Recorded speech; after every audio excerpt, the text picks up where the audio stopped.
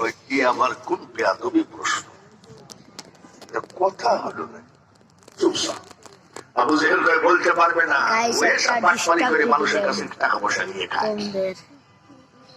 আমার আল্লাহ বলে জিবরাইল, আমার হাবিবের মিরাজ সত্য, এখনই বেঈমান আবু জেহেল চারিদিকে মিথ্যা রটনা করবে। বাইতুল মুকাদ্দাস বিল্ডিং খানা হাতের উপরে করে নিয়ে যাও, আমার হাবিবের সামনে ধরো, সুবহানাল্লাহ। আমার হাবিবকে বলো, হাবিব চিন্তা করবেন না, বাইতুল মুকাদ্দাস আপনার সামনে হাজির, আপনি দেখে দেখে গুনে গুনে বলে দেন। আবু জেহেল কয় কি ভাতিজা, কও এখনই মুসলমান হব? মুসলমান হবেন তো? বলে হ, এতটা সিঁড়ি।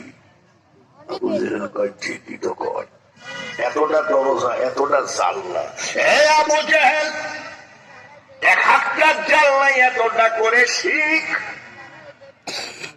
আবু জেহেল মুসলমান হওয়ার কথা ছিল না নাকি? আবু জেহেল কি ভাই জানেন, আরব দেশের ভাগ্য ভালো যে তোমার মতন একটা জাদুকর জন্মগ্রহণ করছে। কপালে নবী থাকা লাগে কি লাগে না? কপালে আল্লাহর ওলি থাকা লাগে কি লাগে না? জাহেরি এলেম হয় দুগ্ধেরই মতন, আর বাতেনি এলেম হয় যমন মাখন।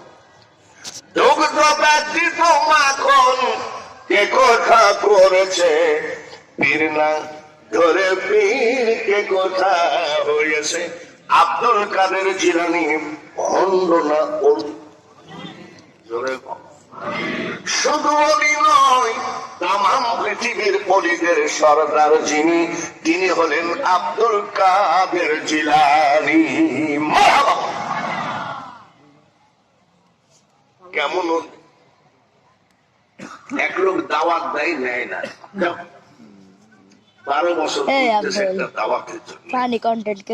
এর মধ্যে রোজার মাস, এক লোক বসে হুজুর একটা কথা বলবো। বলে কি? বলে আপনি আমার বাড়িতে ইফতারি করবেন, মাগরিবের নামাজ পড়ে সাইডে ভাত খাবেন। বলছে আলহামদুলিল্লাহ, দাওয়াত কবুল করলাম। গেছে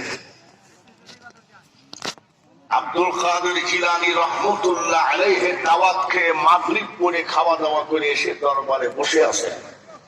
ভক্তরা মারামারি করতেছে, খাবার কেমন বা হলো কিসে? বলে হুজুর আমার বাড়িতে মাগরিব পড়ি খাইছে আর ইফতারি করছে।